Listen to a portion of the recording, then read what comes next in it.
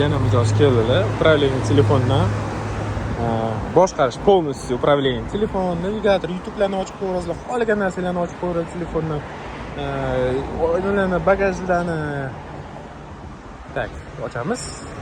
Ekran ochamiz. Bularga qilib berdim navigator tabloga. Sразу zavod qilishlarini o'zi chiqib keladi. Kerakli hamma приложениялар, kerakli полностью русификат, hamma narsa само собой bo'ladi, yetmasa ham bo'ladi.